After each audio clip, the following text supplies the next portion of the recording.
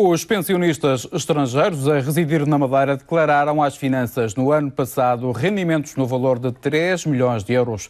Mais de um quarto destas declarações foram de cidadãos franceses. Para as finanças, os residentes não habituais são todos os que têm domicílio em Portugal e que não tenham sido tributados nos últimos 5 anos. Podem ser cidadãos europeus ou não. Em 2018, na Madeira, só os pensionistas estrangeiros declararam 3 milhões de euros. Não há nenhuma perda de receita para os cofres da região. Porquê? Porque há uma ADT, um acordo de dupla tributação com a França.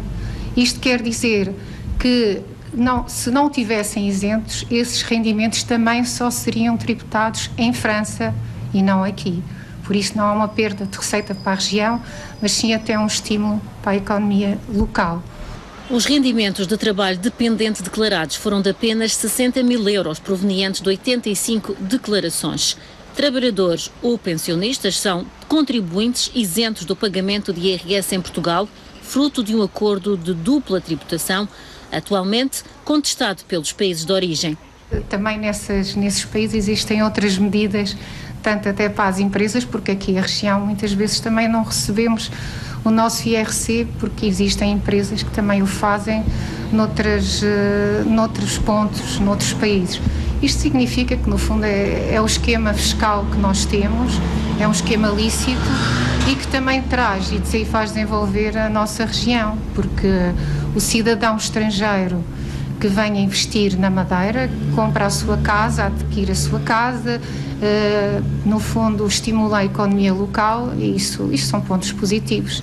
Estabelecido em 2009, o acordo de dupla tributação tinha exatamente o objetivo de estimular a economia portuguesa e não se aplica a todos os contribuintes estrangeiros. É válido apenas para as chamadas atividades de valor acrescentado, como médicos, professores, investigadores ou gestores de empresas. Relativamente aos reformados, aos chamados pensionistas da categoria H, estão mesmo isentos de IRS.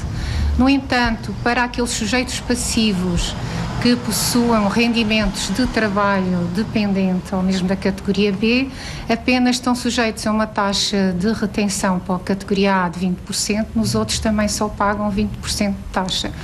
Por isso foi um regime criado em 2009, na altura do memorando de entendimento, que tinha mesmo esse objetivo, que é fazer com que a economia, na altura, fosse estimulada.